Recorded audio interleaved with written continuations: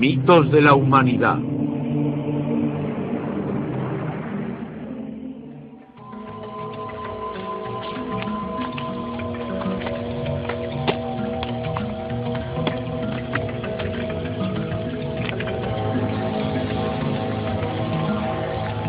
El diluvio universal.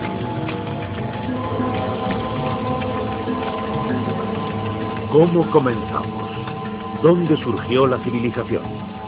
Los expertos han ofrecido muchas teorías basadas en lo que observan. ¿Pero realmente lo sabemos? De vez en cuando aparecen pruebas que contradicen completamente todas las teorías. En la congelada tierra de lo que queda de Siberia, se han encontrado especies perdidas de animales como el gigante mamut, desaparecido completamente por un repentino cataclismo global. Se han encontrado mapas antiguos que muestran el continente de la Antártida siglos antes de que la descubriéramos.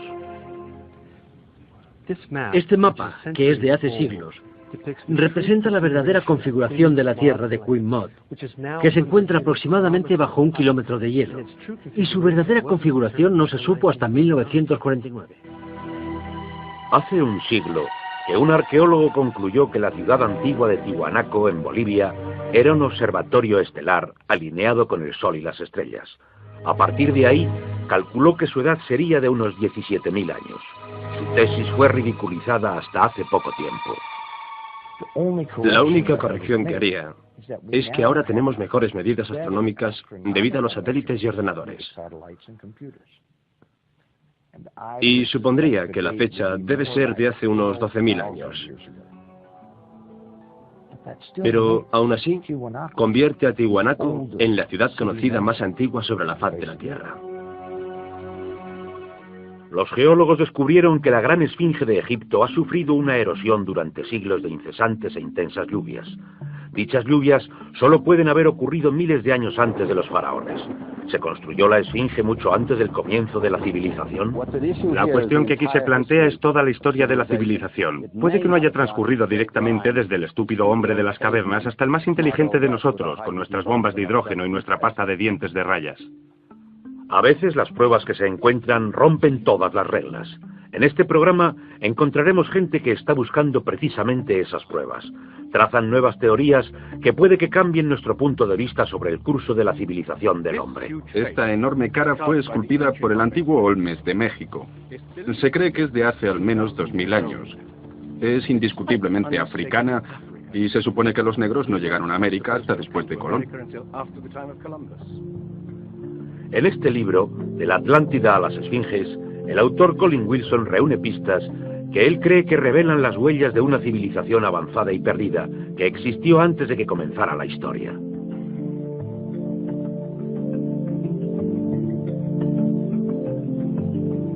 El filósofo griego Platón describió dicha civilización destruida por un enorme cataclismo y de la que le hablaron sacerdotes egipcios. Él la llamó Atlántida.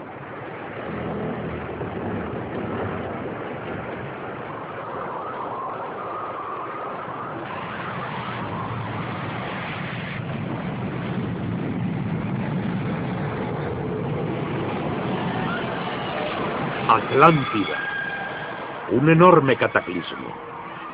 Sabemos de dicho cataclismo a través de otro mito, el diluvio bíblico, el Arca de Noé, mito igualmente despreciado por los científicos.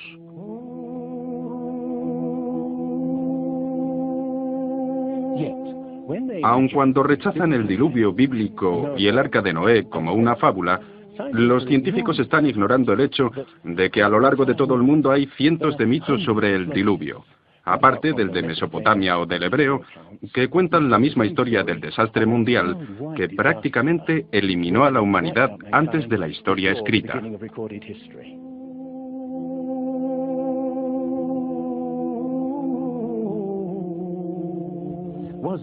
¿Existió realmente algo como un diluvio? Y si fue así, ¿existía una civilización que surgió antes que todas las demás? Estoy diciendo civilización, no Atlántida, ya que en cuanto mencionas la palabra Atlántida, un científico gruñe "oh no" y deja de escuchar. La idea del diluvio universal está más allá de la respetabilidad intelectual. Pero ¿cómo puede ser la ciencia misma imparcial? ¿Hace realmente lo que reclama hacer? Consideremos los hechos y empecemos desde ahí. A través de la historia, la ciencia ha tendido a centrarse más en sus teorías que en los hechos. Desde los hechos surge la teoría para explicarlos. Otros se dejan a un lado. Nuevos hechos pueden cambiar la teoría, pero con frecuencia son ignorados. Llamamos a estos hechos anormales, pruebas que no se ajustan.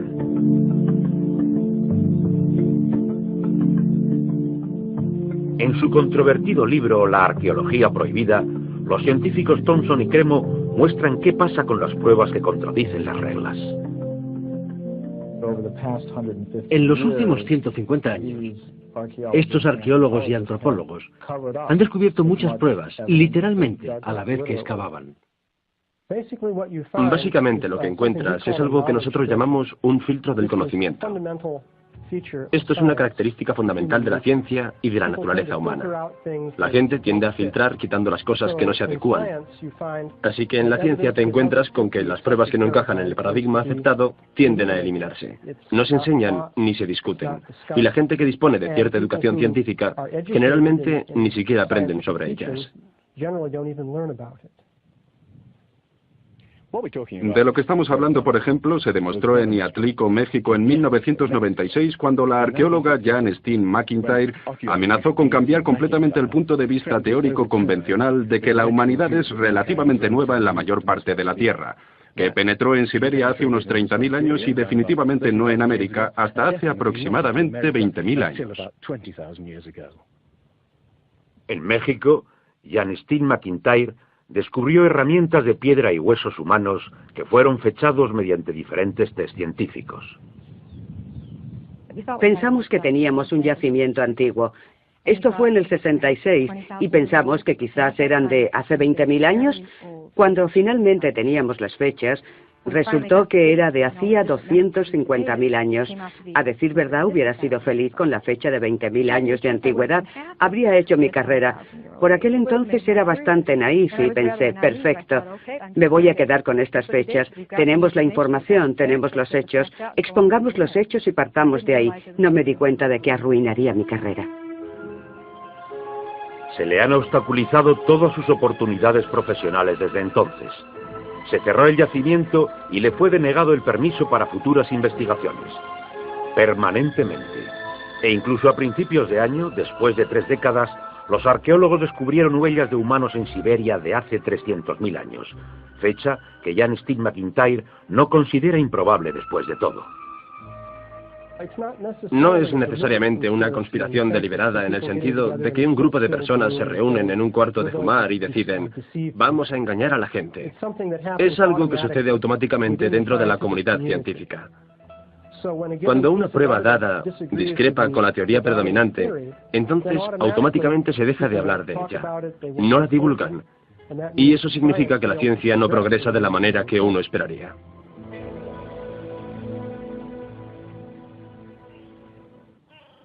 ¿Están pasando por alto los científicos pruebas del pasado que hemos olvidado? ¿Pueden ser verdad los mitos que nos cuentan de que hubo una civilización en este planeta que se perdió miles de años antes de la historia escrita? Un grupo de investigadores nuevos está buscando precisamente las anomalías que la ciencia tiende a desechar. Se hacen preguntas que puede que cambien nuestro punto de vista sobre el curso de la humanidad. El fuerte inca de Sacsayhuamán, de edad indeterminada y construido por gentes que no utilizaban herramientas de metal pesado ni cemento, ni conocían la polea, la rueda o la grúa.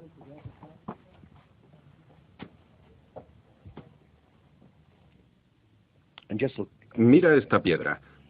He contado 11 esquinas. Debe pesar más de 200 coches familiares y revela la increíble destreza de esta gente en la construcción.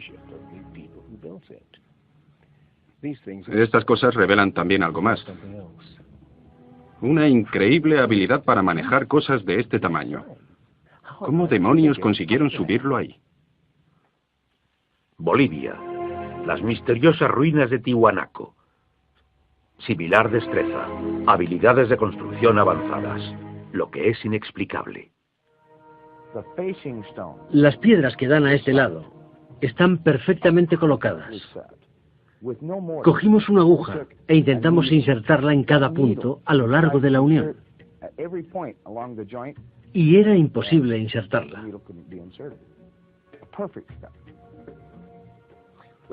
Cuando los conquistadores españoles preguntaron a los incas si habían construido el Tiwanaku, dijeron, no, no lo construimos. Estaba construido hace miles de años. Las pruebas muestran que fue construido por una civilización avanzada. Un descubrimiento al azar revela lo avanzados que seguramente habían sido. Los bloques de la construcción de Tiwanaku no están unidos con cemento. Cualquiera que los separe descubrirá el inesperado destello de metal que mantiene las piedras juntas. Lo que parece increíble aquí es que para mover cada obra donde se necesitaba una grapa, tenían que tener algo así como una planta de fundición portátil para mantener el metal en un estado de ignición sin llama.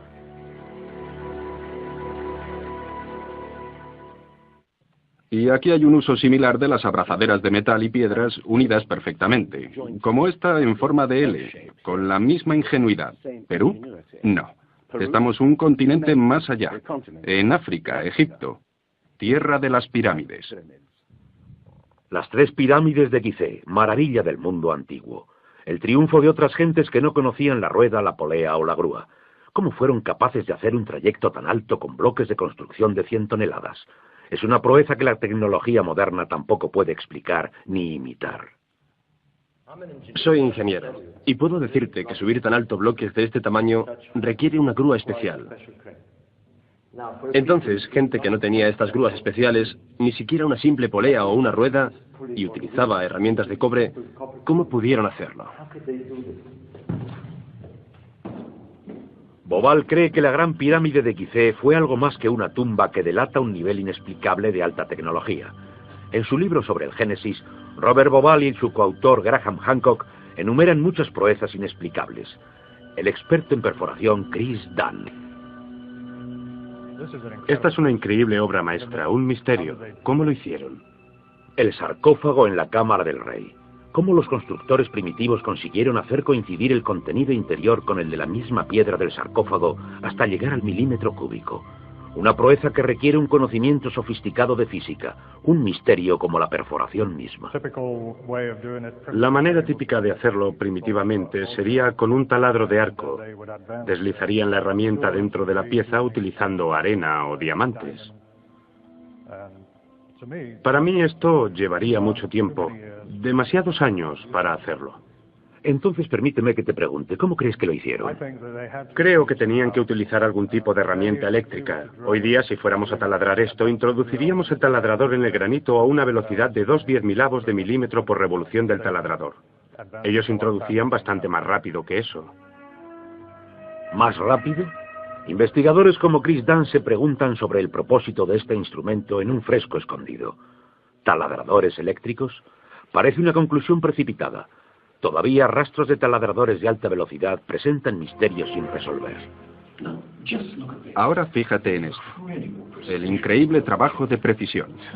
La suavidad total de estos muros en la tumba destinada a toros sagrados. Y que prueba el tremendo nivel de destreza de estas gentes. Pero, por supuesto, esto se podría explicar con cientos de hombres puliendo durante 10 años.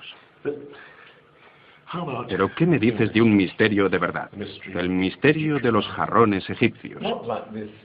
No como este jarrón de cerámica que acabo de comprar, sino de los hechos de alabastro, basalto, incluso diorita, que es la piedra más dura de todas ellas. El misterio es este. Es suficientemente fácil ver cómo puedes agujerearlo taladrando completamente hasta dentro. Pero, ¿qué me dices de estas piezas alrededor de las esquinas? La tecnología moderna es incapaz de hacerlo. Y, sin embargo, los antiguos egipcios diseñaron miles de estas, algunas de ellas 2000 años antes de la civilización que se supone nació aquí. ¿Cómo? El misterio está todavía sin explicar. Inexplicable. ¿Cómo pudieron los constructores alinear las gigantescas pirámides impecablemente hacia la dirección de los puntos cardinales? Perfectamente este-oeste y norte-sur, con una precisión no igualada por los constructores modernos. La Gran Pirámide parece ser un modelo matemático del hemisferio norte e incorpora un valor trascendental del pi del radio del diámetro de la esfera a sus circunferencias y un concepto superior de las matemáticas.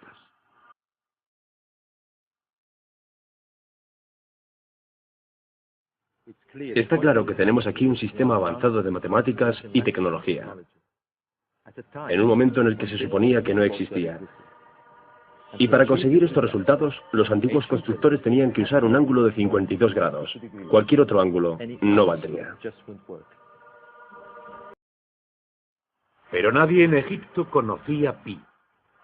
Ese valor trascendental está también representado en el ángulo de esta pirámide y el ángulo extraño que sus constructores le dieron en Teotihuacán, México, la ciudad que generaciones posteriores de atemorizados indios llamarían la ciudad de los dioses.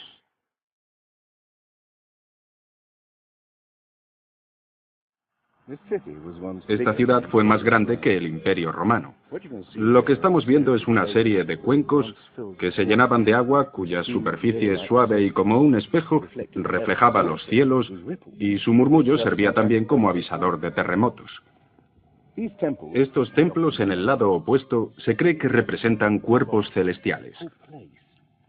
Una cosa está clara: todo este lugar parece tener un tipo de obsesión con la astronomía y la eternidad. En los equinoccios, el 21 de marzo y el 21 de septiembre, estas pirámides representan gigantes sombras a lo largo del eje, lo que hace de ellas un perfecto reloj para la gente que estaba obsesionada con la medida del tiempo y la precisión.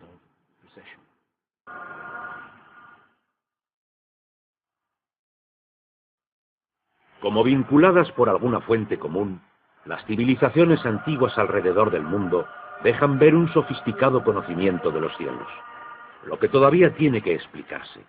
Una fascinación por el sol y las estrellas y por la precisión del lento y persistente movimiento de la Tierra que hace que las constelaciones parezca que viajan a través de los cielos nocturnos y de las épocas.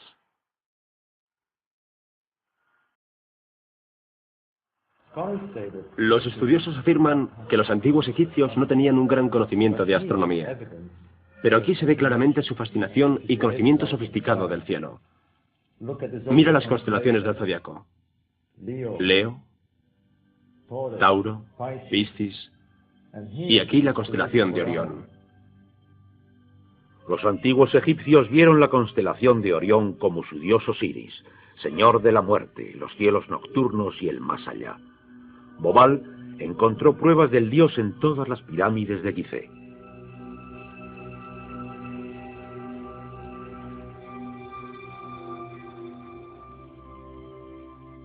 Es realmente un misterio. Pequeños ejes señalando hacia arriba. Solo ejes de ventilación para los egiptólogos. Pero los astrónomos piensan diferente. Para el antiguo Egipto, esto era Rostau, salida al más allá, reino del dios Osiris u Orión.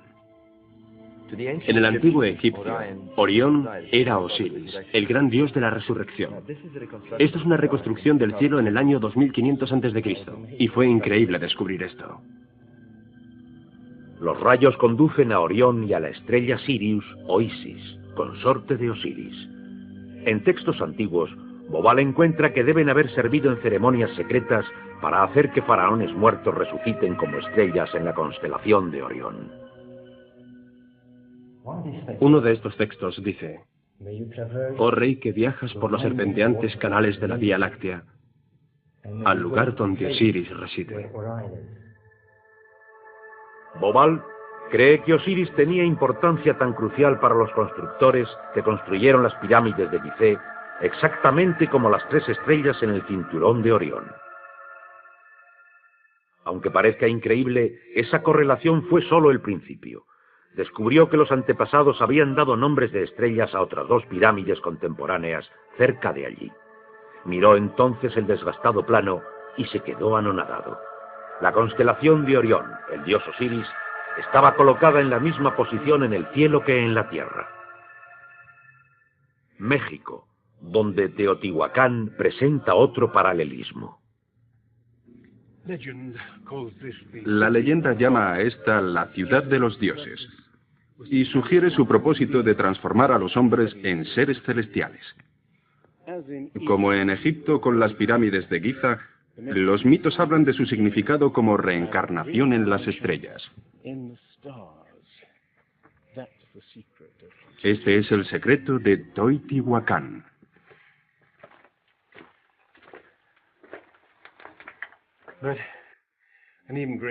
Pero un enigma mayor descansa en la pirámide por encima de mí. Cuando se excavó por primera vez en 1906, descubrieron una enorme hoja de mica. Ahora sabemos que la mica se utiliza en aislamientos eléctricos. No tenemos ni idea para qué querían utilizarla. Lo que resulta incluso más extraño es que la mica procede de Brasil. ¿Te imaginas el problema de mover una pieza de mica de 30 metros cuadrados hace 2000 años? ¿Cómo? ¿Y con qué propósito? No tenemos ni idea. Tiwanaku, Bolivia. Otra cultura perdida que delata la misma fascinación por el sol y las estrellas. Hace cientos de años, el arqueólogo Poznański observó que el primer día de primavera el sol salía exactamente por el centro del templo. Era el principio de un importante descubrimiento. Poznański descubrió que construyeron este templo como un observatorio. Un enorme reloj para medir la progresión del sol. Y podemos utilizar estos alineamientos astronómicos para fechar el lugar. A lo largo del año el sol sale por diferentes puntos del horizonte. En el primer día de primavera, un observador podría ver al sol exactamente en el centro. Al estudiar el complejo trazado de Poznański, se deduce que en el primer día de invierno o de verano el sol saldría por encima de las esquinas de las piedras. Pero no era así. Los arqueólogos hoy día dicen que es simplemente porque los constructores cometieron un error de construcción. Después de observar la perfección con que fue construido este lugar, con piedras de 100 toneladas, sugerir tal cosa como que las marcas de los solsticios están equivocadas me parece increíble. Neil Steve verificó los cálculos de Poznański. Al medir el ángulo de las esquinas y comparar ese ángulo con las posiciones del amanecer, Poznański pudo calcular que el Tiwanaku fue construido hace 17.000 años. En aquel entonces, la inclinación del eje de la Tierra era ligeramente diferente a la de hoy. En aquellos días, los soles de verano e invierno habrían salido por encima de las esquinas.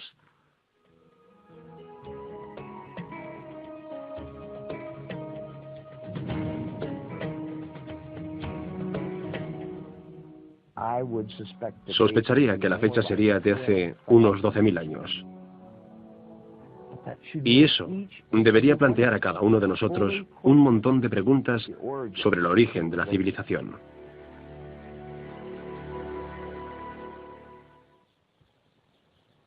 ¿Dejó una civilización perdida en el tiempo sus huellas en varios lugares del mundo?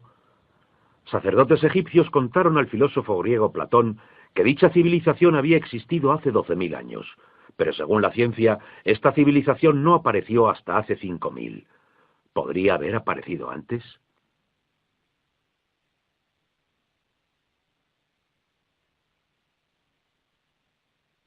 El investigador John West descubrió en Egipto que la esfinge de Gizeh no sufrió la erosión de la misma manera que sus alrededores, erosionados por arena y vientos del desierto. Al contrario, la esfinge presenta marcas de erosión redondeadas, ondulantes. No hay que ser geólogo para mirar y ver quién puede ser responsable de ese tipo de erosión. Solo agua vertida a mares por encima de los muros del recinto podría haber producido esos contornos redondos.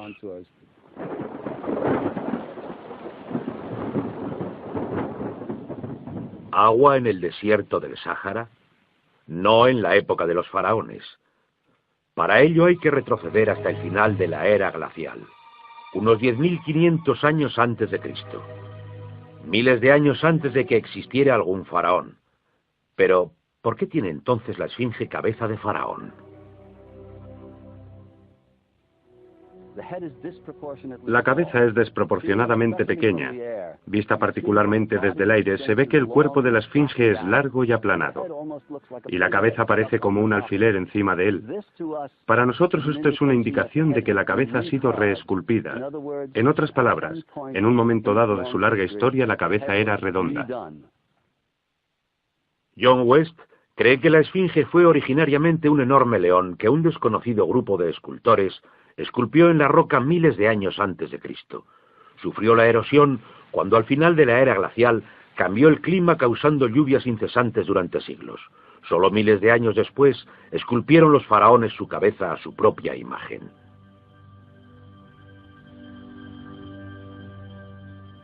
¿Es la esfinge 2 veces más antigua de lo que pensábamos hasta ahora?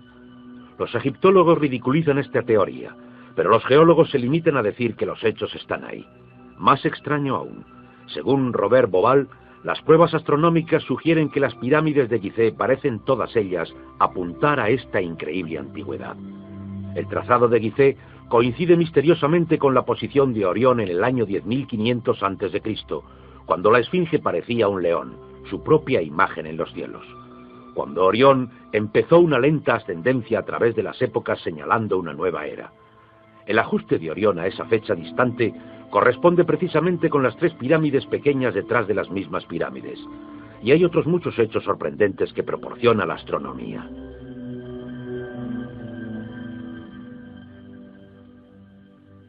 Esto coincide exactamente con las ideas que se han venido desarrollando en el análisis geológico de la esfinge.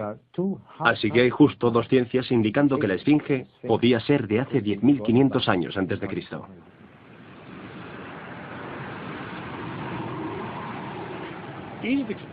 Egipto sufrió importantes y dramáticos cambios al final de la era glacial, particularmente alrededor del 10.500 a.C., cuando unas inmensas e increíbles inundaciones cubrieron toda la llanura. Terminaron tanto con el valle del Nilo como con el delta en general. 10.500 años antes de Cristo, época de inundaciones. ¿Podrían los diseñadores de Gizeh señalar esa distancia en el tiempo?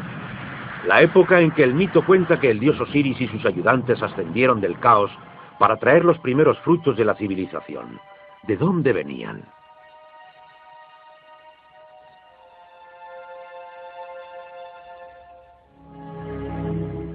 Un dios que era similar al señor del antiguo Tiwanaku en Bolivia.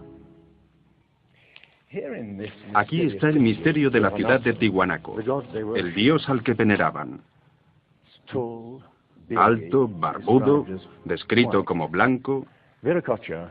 Viracocha surgió de los tiempos del caos y de la destrucción a través de las aguas para traer algún tipo de renovación a la raza humana.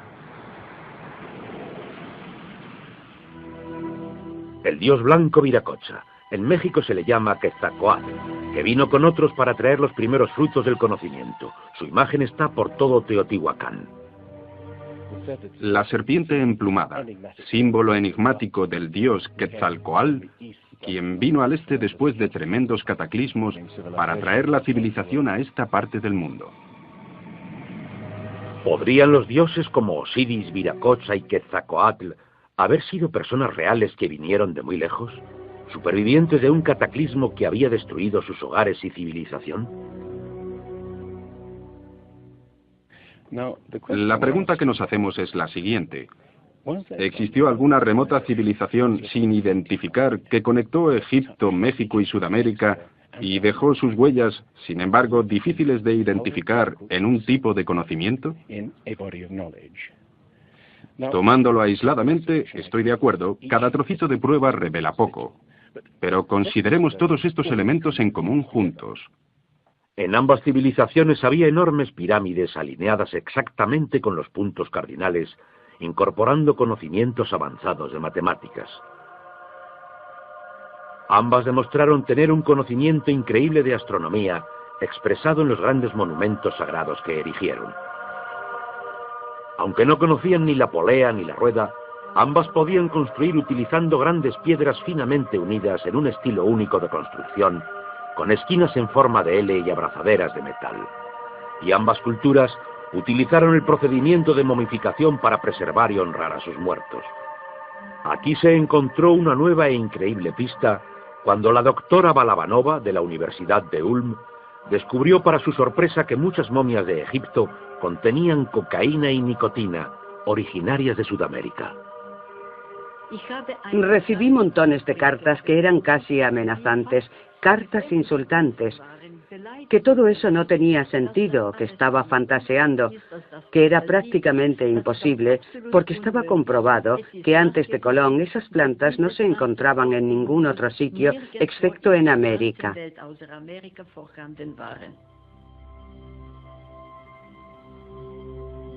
Pero su investigación se repitió en cientos de momias y pudo comprobarse sin ninguna duda. Pudieron en verdad en un pasado lejano cruzar los mares e influir en las culturas de ambos lados del Atlántico. La idea es incluso sugerente por lo que no está aquí.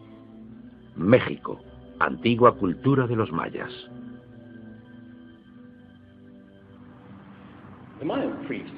Los sacerdotes mayas tenían mesas para predecir los eclipses de sol y de la luna. Pero hay algo muy raro sobre los mayas. Nunca comprendieron el principio básico de la rueda. Fueron capaces de visualizar la eternidad como ninguna otra cultura anterior. Pudieron pensar en millones de años y sin embargo nunca aprendieron a pesar un saco de grano. Sofisticada civilización que al final murió porque no supieron desarrollar métodos agrícolas sencillos para poder alimentar a sus propias gentes. Lo que estoy sugiriendo ¿es posible que sencillamente heredaran una parte específica de sus conocimientos de una civilización más antigua y sabia? Conexiones. A veces las pruebas están ahí para que las veamos todos. El antiguo Olmes en México les puso a sus gobernantes la cara de un africano. ¿Y qué me dices de esto esculpido por estos mismos Olmes? Es genéticamente imposible para los indios tener barba. Y tienes esta cara de un blanco caucasiano esculpida hace 2000 años, antes de que los españoles llegaran por primera vez al Nuevo Mundo.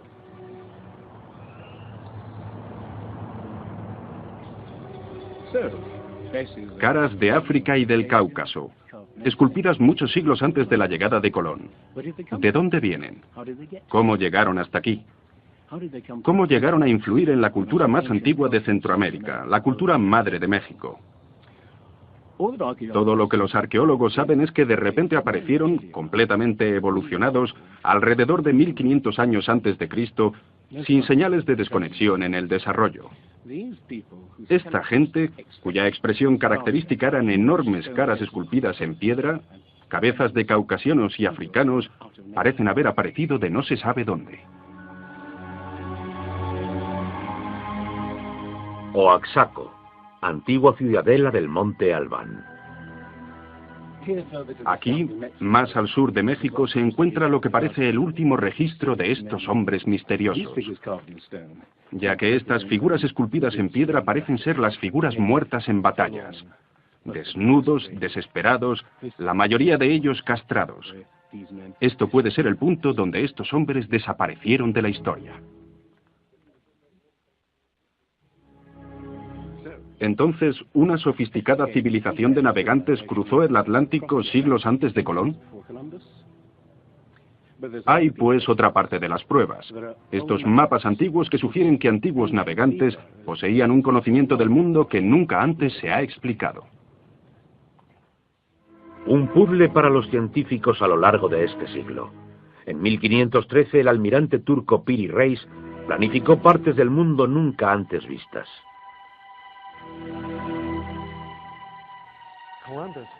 Colón exploró las zonas del Caribe. No hizo el recorrido desde Sudamérica hasta la Antártida.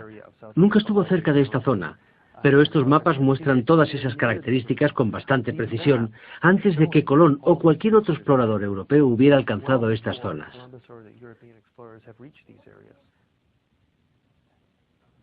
Este mapa, que es de hace siglos, representa la verdadera configuración de la tierra de Queen que se encuentra aproximadamente bajo 1 kilómetro de hielo, y su verdadera configuración no se supo hasta 1949.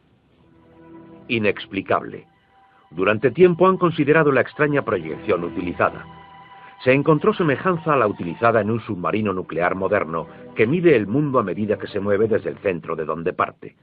En este caso, el centro era Siene, Egipto, cuna de antiguos cartógrafos. Lo único que el mapa parece distorsionado, pero muestra con bastante exactitud esta parte del mundo. Y hay más.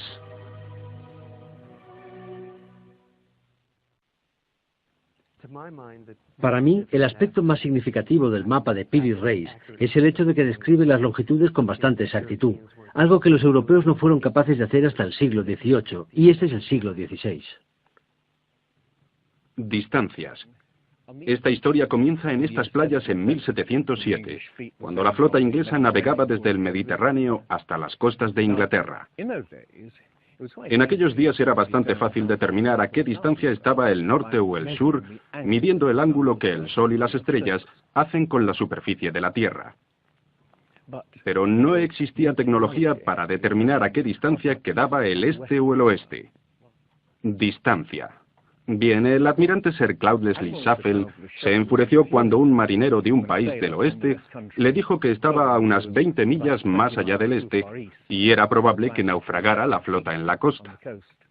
Cuando los oficiales le aseguraron que el curso estaba bien, hizo que colgaran al marinero por insubordinación. En sus últimos momentos de muerte, debió haber deseado no haberlo hecho. Se encontraban barcos a miles, pero ahora la pérdida de toda una flota dio lugar a la búsqueda de un reloj preciso que pudiera calcular la longitud. Pasarían 2 generaciones antes de que finalmente se creara. Aún así, el mapa de Peary Reis era 250 años más antiguo, mostrando ya conocimiento de las distancias. En el mapa de Peary Reis se menciona el hecho de que es copiado de fuentes de otros mapas. Estas son copias de otras copias. La mayoría de la gente que ha investigado cree que los mapas pueden datar de la época de Alejandro Magno, pero realmente son aún más antiguos. Mapas del mundo diseñados antes de que aprendiéramos a navegar los océanos. Inexplicable tecnología de construcción, conocimiento sofisticado de matemáticas, astronomía. Si hubo una tecnología tan avanzada capaz de pasar su conocimiento a los constructores de la Esfinge y a las gentes de los Andes en México, ¿qué pasó con ella?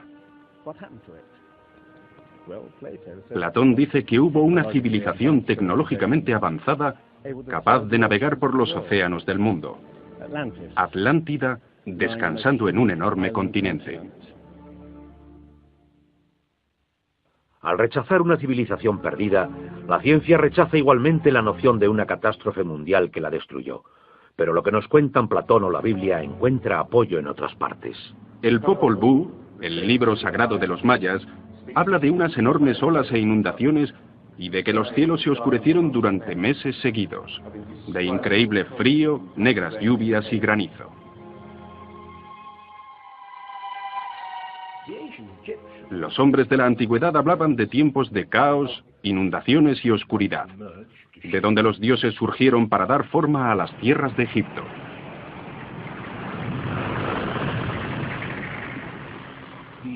El disco solar de los aztecas habla de 4 ciclos de destrucción: inundaciones, fuegos, vientos y sangre de las guerras, y de prever el fin del mundo a consecuencia de grandes movimientos de las entrañas de la Tierra.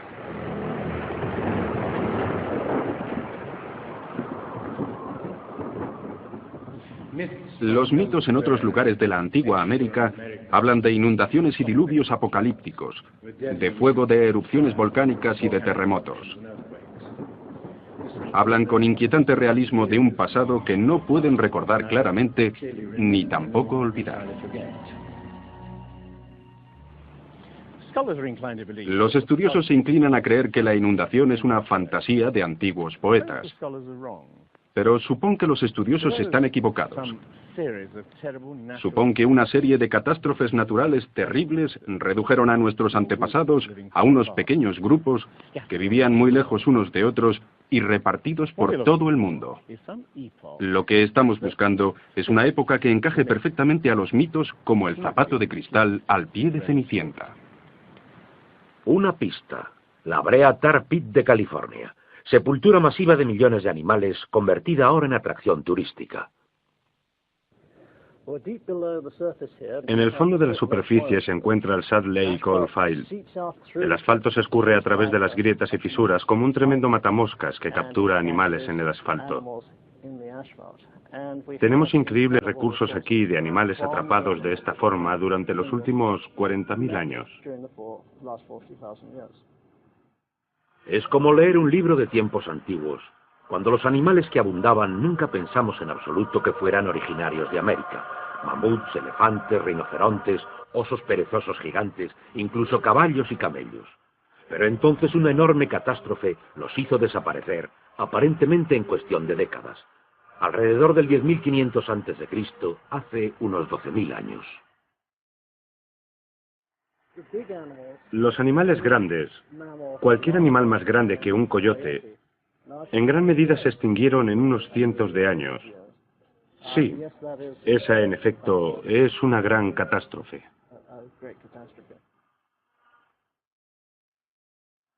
La prueba de una catástrofe. La edad del hielo. Hace unos 12.000 años. Las temperaturas que habían permanecido relativamente estables durante miles de años, de repente subieron muchísimo. Un asombroso aumento de más de 5 grados en un período de 3 a 10 años solamente. Este es el increíble descubrimiento de los científicos que perforaron en la capa de hielo de Groenlandia para investigar los cambios atmosféricos. Al núcleo de hielo de Groenlandia, alguna gente lo ha llamado la piedra roseta del clima, ya que es posible ver cómo puede cambiar el clima tan rápidamente. Es realmente un gran descubrimiento. Y este cambio ocurrió entre 3 años y un par de décadas próximas a lo que vemos hoy día. Hemos encontrado cambios increíbles en la química del hielo. Y encontramos que durante un tiempo, cuando las capas de hielo empezaban a fundirse, encontramos más señales de deposiciones volcánicas y de mayor magnitud. Más concentraciones que en cualquier otro periodo en los últimos 110.000 años que habíamos medido.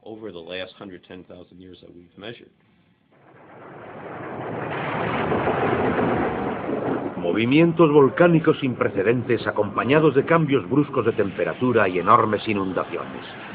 Capas de hielo de más de 1 milla de espesor se derritieron en décadas. El nivel del mar subió hasta por encima de los 1.500 metros. Aparecieron mares donde había habido tierra. Se podía caminar desde Gran Bretaña a Escandinavia en un tiempo en el que la revolución climática dio forma al Mar del Norte. Fueron tiempos en que grandes inundaciones cubrieron las planicies de Norteamérica. Por eso ese esqueleto de ballenas fue encontrado en Michigan. Un tiempo de cataclismo al final de la edad de hielo que puede que se ajuste a los mitos. Solo en el Nuevo Mundo, alrededor de 70 clases de animales se extinguieron. Mamuts, osos perezosos gigantes, camellos, caballos. Lo pondré en perspectiva.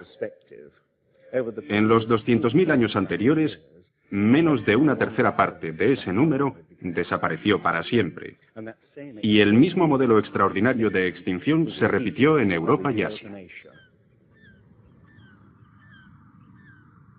En Siberia y en Alaska se encontraron masas de huesos de millones de animales que perecieron en un cataclismo.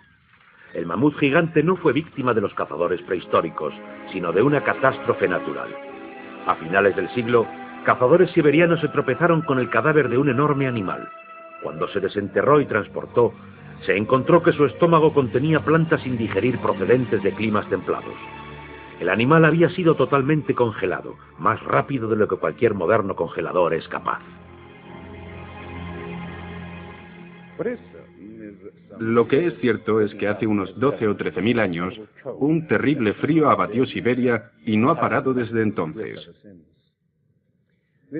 El misterio de los mamuts congelados ha dado lugar a algunas extrañas anécdotas, algunas ciertas y otras no. Como la historia de los filetes de mamut servidos en Fairbanks, Alaska. Lo que es cierto realmente es un informe del siglo XIX del naturista ruso Baron Wrangel, que descubrió la isla de Oso, que se encuentra al norte de Siberia, y donde la arena estaba sujeta literalmente por arrecifes de hueso y colmillos de mamut y otros animales que habían desaparecido en alguna extraña catástrofe primitiva. La extinción masiva, la tremenda actividad volcánica, la rapidez con que se derritió el hielo, parece sugerir que tuvo lugar una increíble revolución del clima hace 12.000 años. Parecen existir algunos factores, pero no sabemos exactamente cuáles.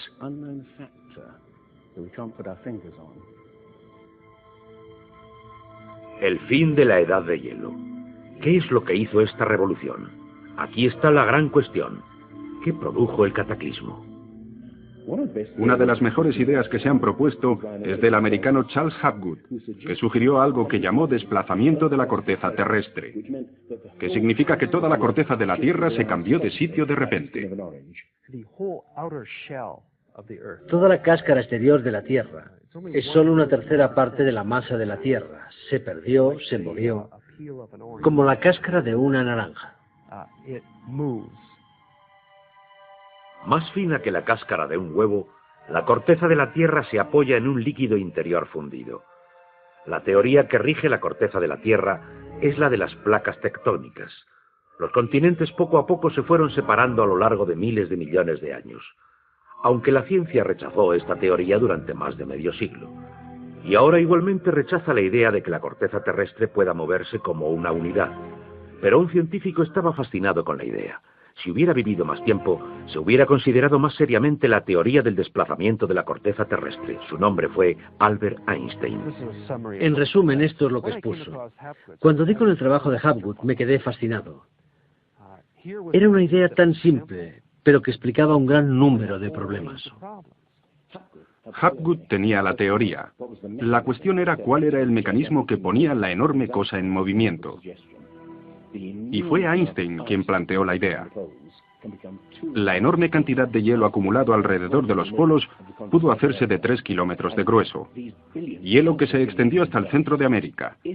Estos incontables billones de toneladas de hielo, si se formaron de forma desequilibrada, podrían haber causado que toda la Tierra vibrara como una rueda con un gigantesco peso colocado en su borde. Esta vibración, de hecho, sería suficiente para causar ese cambio de la corteza terrestre. Hace 55.000 años, el Polo Norte estaba colocado cerca de Europa, pero de repente se desplazó a Hudson Bay, en Canadá. Alrededor de 12.500 años antes de Cristo, lo hizo de nuevo hasta donde se encuentra ahora. O es mejor decir que las tierras y los mares han sido arrastrados a lo largo del polo, impulsados por el desplazamiento repentino de la corteza terrestre. Y si fue así, esta es una de las cosas que habría pasado al final de la Edad de Hielo. El desplazamiento impulsó a América fuera de la zona polar. El mar a su norte se congeló con una capa fina de solo milímetros de espesor. La enorme capa de hielo que había sobre Norteamérica se derritió en pocos años.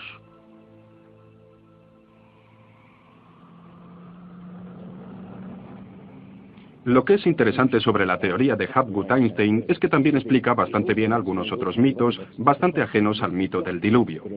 Hay mitos de tremendos terremotos o catástrofes volcánicas, negras lluvias del cielo o congelación total de las tierras. Y puedes comprobar que el punto de esto es que precisamente lo que pudo haber pasado es que la corteza terrestre se desplazó. Con bastante rapidez, zonas que habían sido anteriormente de frío cambiarían a zonas de calor. Cosas como mamuts congelados en un segundo en Siberia. Especies enteras desaparecerían completamente. Si el desplazamiento de la corteza terrestre causó el diluvio que destruyó una civilización, ¿dónde estaba esa civilización? Investigadores creen haberla encontrado en Grecia, en la isla de Santorini, destruida una vez por una enorme erupción, o en la antigua Troya, o en la isla germana de Heligoland, casi barrida por el Mar del Norte. Han buscado continentes hundidos en el Océano Atlántico, pero no se ha encontrado nada.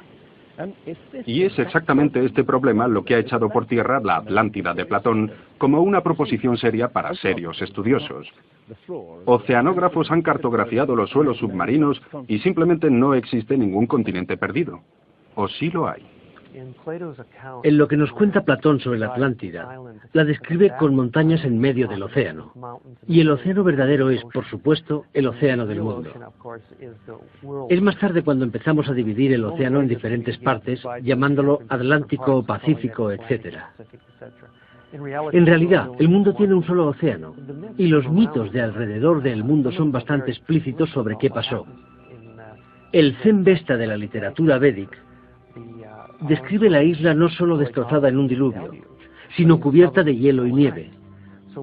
Así buscamos una isla cubierta de nieve en medio del océano. Y la gran candidata es la Antártida. Si el Polo Norte se desplaza, también lo hace el Polo Sur.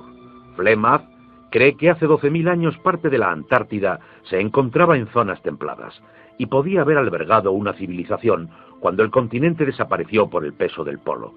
Es la explicación que encuentra a los mapas que muestran partes de la Antártida según están colocadas bajo el hielo. El almirante turco Piri Reis demuestra tener conocimientos de la Antártida que no debería haber tenido. Tanto el Departamento de Cartografía de la Armada como del Ejército del Aire nos dicen: hemos hecho comparaciones de picos salientes de las montañas. Les encontramos una sorprendente coincidencia. Tenemos que destacar que no estamos hablando de un mapa, el mapa de Piri Reis, que podría ser discutido, sino de docenas de mapas. Por ejemplo, el mapa de Phineus de la Antártida es bastante preciso, mostrando sistemas de ríos que existen pero que eran desconocidos en el siglo XVI.